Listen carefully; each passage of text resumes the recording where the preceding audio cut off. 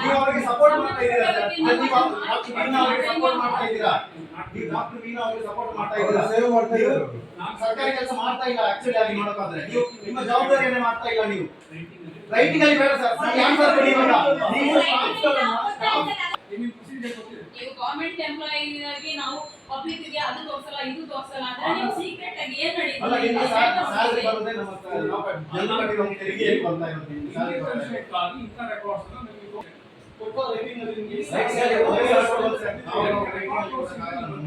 Record source ಅದು ಸ್ಟಾಫ್ಗಳು ಏನು ಕೊಡಲ್ಲ. ಸ್ಟಾಫ್ಗಳು ಸ್ಟಾಫ್ ಬಂದಿದೆ ಸರ್. ಸ್ಟಾಫ್ಗಳು ಸಮಸ್ಯೆ ಇದೆ ಅಂತ ಬರೆದು ಕೊಟ್ಟರು ಅದನ್ನೇ ರಿಜೆಕ್ಟ್ ಮಾಡಿದ್ವಿ. ಅದನ್ನ ಸುಮ್ಮನೆ ಪ್ರೈವೇಟ್ ಮಾಡ್ತಾ ಇದ್ದೀವಿ. ಏನ್ ಟೈಮ್ ವೇಸ್ಟ್ ಮಾಡ್ತಾ ಇದ್ದೀವಿ ಸರ್? ನೀವೇನ್ ಮಾಡ್ತಾ ಇದ್ದೀರಾ 10 ವರ್ಷದಿಂದ? ನೀವೇನ್ ಮಾಡ್ತಾ ಇದ್ದೀರಾ ಸರ್ 10 ವರ್ಷದಿಂದ?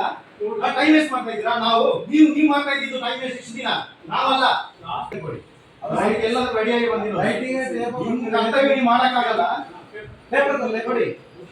ನಿಮ್ಮ ಕರ್ತವ್ಯ ನೀವು ಕೆಲಸ ಮಾಡಕ್ಕಾಗಲ್ಲ. ನಿಮ್ಮಿಂದ ರೈಟಿಂಗ್ ರೈಟಿಂಗ್ ರೈಟಿಂಗ್ ಏನು ರೈಟಿಂಗ್ ಸಂಬಂಧಪಟ್ಟ ಮೇಲಧಿಕಾರಿಗಳು ಮಾತಾಡಿ ನಮಗೆ ಲೆಟರ್ ಬರೆದು ಕೊಟ್ಟಿದ್ದೀವಿ.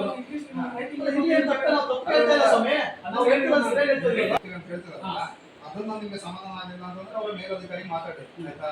ಇದು ಬಂದು ಆಫೀಸ್ ಬಂದು ಈಗ ಇದು ಮಾಡಿದ್ರೆ ಈ ತರ ಇದು ಮಾಡಿದ್ರೆ ಮತ್ತೆ ಅವ್ರು ನಮ್ಮ ಮೇಲೆ ಕೊಟ್ಟರೆ ಇದು FIR ಕೂಡ ಆಗ್ತದೆ.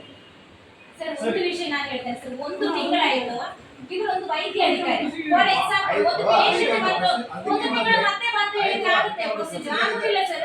ಇಮಿಡಿಯೇಟ್ ಆಕ್ಷನ್ ಆಗಬೇಕು. ಅದಕ್ಕೆ ಆಯ್ತು ಅವ್ರದ್ದು ಒಂದು ಪ್ರೊಸೀಜರ್ ಇದೆ. ಒಂದು ಸರ್ಕಾರಿ ಕಚೇರಿಗಳಲ್ಲಿ ಮಾತಾಡೋ ರೀತಿ ವಿಧಾನ ಇದೆ ಆಯ್ತಾ. ಸುಮ್ಮನೆ ಈಗ ಏಕಾಏಕಿ ಬಂದು ಇದು ಮಾಡಿ ಅವರ ಪರ್ಮಿಷನ್ ನಾವು ಒಂದು ತಿಂಗಳಿಂದ ವೇಟ್ ಮಾಡಿದ್ದೀವಿ. ನೀವು ಹೇಳ್ತಾ ಇದ್ದೀವಿ ಇಲ್ಲ ನಾವು ಎಲ್ಲಿ ನಾವು ಅದಕ್ಕೆ ಇದಾಗಿದೆ ಅಂತ ಹೇಳಿದ್ರೆ ನೀವು ಮೇಲಧಿಕಾರಿಗೆ ಹೋಗಿ ಓಕೆ ಸರ್. ಈಗ ಯಾವಾಗ ಯಾವಾಗ ಕೊಡ್ತೀರಿ ಅಂತ ಹೇಳಿ ಇಲ್ಲಿ ಇವಾಗ ರೈಟಿಂಗ್ ಅಲ್ಲಿ ಸ್ಟಾಫ್ಗಳು ಕೊಟ್ಟಿದ್ದಾರೆ. ಆ ಕಂಪ್ಲೇಂಟ್ ರಿಸೀವ್ ಮಾಡಕ್ಕೆ ನಿಮಗೆ ಸರ್ ಏನು ಸರ್ ಯಾವಾಗ ಸ್ಟಾಫ್ಗಳ ಪರವಾಗಿ ಸರ್ ಯಾಕೆ ಮಾತಾಡಬಾರ್ದು? ಅವ್ರು ಕಂಪ್ಲೇಂಟ್ ಮಾಡ್ತಾರೆ. ಸಮಸ್ಯೆ ಅದಕ್ಕೆ ಹೋರಾಟ ಮಾಡ್ತಿದ್ದಾರೆ ನೋಡಿ. ಸ್ಟಾಫ್ಗಳಿಗೆ ನಿಷ್ಠೆ ಎಷ್ಟೇ ಸಪೋರ್ಟ್ ಮಾಡಿದ್ರು ಮುಂದೆ ಯಾರು ನಿಲ್ಲಲ್ಲ. ಅದೆಲ್ಲ ನಾವು ಯಾವುದಕ್ಕೂ ಹೇಳಿ FIR ಹಾಕಿ ಏನು ಬೇಕಾದ್ರೆ ಎಲ್ಲವನ್ನು ಖಂಡಿತವಾಗಿ ನಮ್ಮ ಜನಪರವಾಗಿರೋ ಭ್ರಷ್ಟ ಅಧಿಕಾರಿಗಳ ಪರವಾಗಿಲ್ಲ.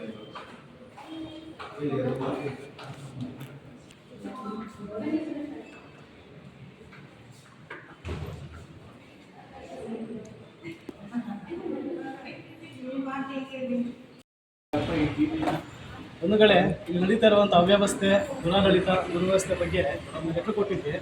ಅವರು ಅದಕ್ಕೆ ಫೈನಲ್ ಆನ್ಸರ್ ಮಾಡೋದಕ್ಕೆ 1 ವಾರ ಸಮಯ ಬೇಕು ಅಂತ ಹೇಳಿದ್ದಾರೆ. ಕೊನೆಗೆ ಅವ್ರಿಗೆ ಏನು ಕೆಲಸಕ್ಕೆ ನಾವು ಅಡ್ಡಿಪಡಿಸ್ತೀವಿ ಅಂತೇಳಿ ಒಬ್ಬ ಕಾನ್ಸ್ಟೇಬಲ್ ಅಥವಾ ಪೊಲೀಸರು ಕರೆ ಕೂಡ ಮಾಡಿ ಕಳಿಸಿದ್ದಾರೆ ಇಲ್ಲಿಗೆ. ಬಟ್ ಅವ್ರ ಮುಂದೆನೇ ಲೈವಲ್ಲೇ ಒಪ್ಪಿದ್ದಾರೆ ನಮಗೆ 1 ವಾರ ಸಮಯ ಬೇಕು, ನಾವೆಲ್ಲ ನಿಮಗೆ ತಿಳಿಸ್ಕೊಡ್ತೇವೆ ಲೆಟ್ರ್ ಮುಖಾಂತರ ಅಂತ. 1 ವಾರ ಕಾದು ನೋಡೋಣ.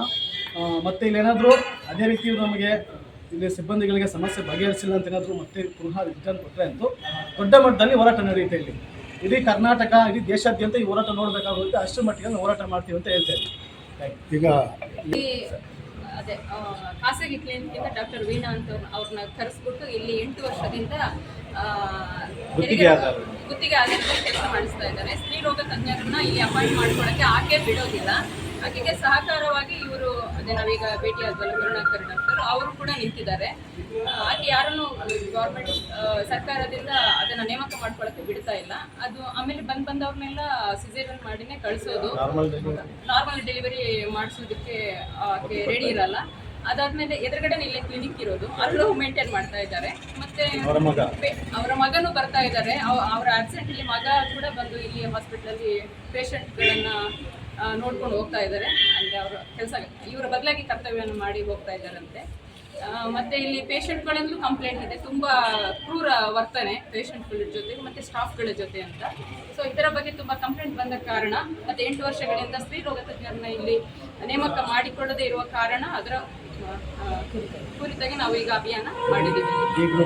ಆದಷ್ಟು ಬೇಗ ಅವರು ಸರ್ಕಾರಿ ಸ್ತ್ರೀ ರೋಗ ತಜ್ಞರನ್ನ ಅಪಾಯಿಂಟ್ ಮಾಡ್ಕೋಬೇಕು ಅಂತ ನಮ್ಮ ಒಂದು ಕೋರಿಕೆ. ಈಗ ಸಾರ್ವಜನಿಕ ಹಾಸ್ಪಿಟಲ್ಗೆ ಇವರೇ ಮೇಲಧಿಕಾರಿ ಕರುಣಾಕರ್ ಅವ್ರಿಗೆ ಇವರ ನಿರ್ಧಾರದ ಮೇಲೆ ನೆಕ್ಸ್ಟ್ ಮುಂದಿನ ನಿರ್ಧಾರ ಮೇಲಾಧಿಕಾರಿಗಳಿಗೆ ಅಥವಾ ಡಿಸಿಗೆ ನಾವು ಮನವಿ ಫಸ್ಟ್ ಮಾಡುವಂಥದ್ದು. ಬೇಸಿಕ್ ಕೆಳಗಡೆಯಿಂದ ಬಂದಿದ್ವಿ ಅಂದ್ರೆ ಫಸ್ಟ್ ಅವ್ರು ಹೇಳಿ ಲೆಟರ್ ಕೊಡಿ ಇಂಥ ಸಮಸ್ಯೆಗಳ ಬಗ್ಗೆ ಕೊಟ್ಟಿದ್ದಾರೆ. ಆಮೇಲೆ ಅದಕ್ಕೆ ರಿಪ್ಲೈ ಮಾಡಿದ್ದಾರೆ ಯಾರು ಸ್ಟಾಫ್ಗಳಿಗೆ ಏನು ಸಮಸ್ಯೆ ಇದೆ ಸ್ಟಾಫ್ಗಳು ಲೆಟರ್ ಬರೆದು ಸೈನ್ ಮಾಡಿ ಕೊಡಿ ಅಂತ. ಆ ಸ್ಟಾಫ್ಗಳು ಹೋಗಿ ಲೆಟರ್ ಕೊಡೋ ಟೈಮಲ್ಲಿ ಅವ್ರು ಏನು ಮಾಡಿದ್ದಾರೆ ಅದನ್ನು ತಿರಸ್ಕರಿಸಿದ್ದಾರೆ. ಏನಕ್ಕೆ ಅಂದರೆ ಅವರು ಇದು ಯಾರು ಸ್ಟಾಫ್ಗಳು ಸೈನ್ ಮಾಡಿಲ್ಲ ಅವ್ರದ್ದು ಬೇಕಂತ ಅವರಿಗೆ ನಾವು ಇದಕ್ಕೆ ಸೈನ್ ಮಾಡಲ್ಲ ಅಂತ ಸಿಗ್ನೇಚರ್ ಬೇಕಂತೆ. ಅದು ಯಾವ ರೀತಿಯ ನ್ಯಾಯ ಅಂತ ನನಗೆ ಗೊತ್ತಿಲ್ಲ. ಇವರು ಏನೇನು ಕಾನೂನು ಸೃಷ್ಟಿ ಮಾಡ್ತಾ ಇದ್ದಾರೆ. ಅವರಿಗೆ ಬೇಕಾದಾಗ ಡಾಕ್ಟರ್ ವೀಣಾ ಅವ್ರನ್ನ ರಕ್ಷಣೆ ಮಾಡೋದಕ್ಕೋಸ್ಕರ ಇವರು ಈ ಥರ ಲೆಟ್ರ್ ತೊಗೋಬಾರ್ದು, ತೊಗೊಂಡ್ರೆ ಆ್ಯಕ್ಷನ್ ತೊಗೋಬೇಕಾಗುತ್ತೆ. ಆ ಒಂದು ಉದ್ದೇಶಕ್ಕೋಸ್ಕರ ಅವರು ಆ ಥರ ಹೇಳಿದ್ದಾರೆ. ಮತ್ತು ಆ ಲೆಟ್ರನ್ನು ಇನ್ನೂ ತೊಗೊಂಡಿಲ್ಲ ಅವರು. ಅದನ್ನು ಕೇಳೋಕ್ಕೋಸ್ಕರ ನಾವು ಬಂದಿರೋದು. ಬಟ್ ಅದಕ್ಕೆ ಆನ್ಸರ್ ಮಾಡ್ತಾ ಇಲ್ಲ. ಮೊದಲಿಗೆ ಪೊಲೀಸ್ ಬರೋ ಮುಂಚೆ ಏನಂದರು ಅಂದರೆ ನಾನು ಲೆಟ್ರಲ್ಲಿ ಕೊಡ್ತೇನೆ ಇಲ್ಲ ರೈಟಿಂಗಲ್ಲಿ ಕೊಡ್ತೇನೆ ಅಂತ ಹೇಳ್ತಾ ಇದ್ದಾರೆ. ಆದರೆ ಅವರು ಯಾವಾಗ ಕೊಡ್ತೀನಿ ಅಂತ ಹೇಳ್ತಾ ಇಲ್ಲ. ಕೇಳಿ ನಾನು ಕೊಡ್ತೀನಿ ನೀವು ಹೋಗಿ ನಾನು ಕೊಡ್ತೀನಿ ಅಂತ ಹೇಳ್ತಾ ಇದ್ದಾರೆ. ಮತ್ತು ನೀವು ಒಬ್ಬರೇ ಬನ್ನಿ ಮಾತಾಡೋಕ್ಕೆ, 2-4 ಜನ ಬರೋದು ಬೇಡ.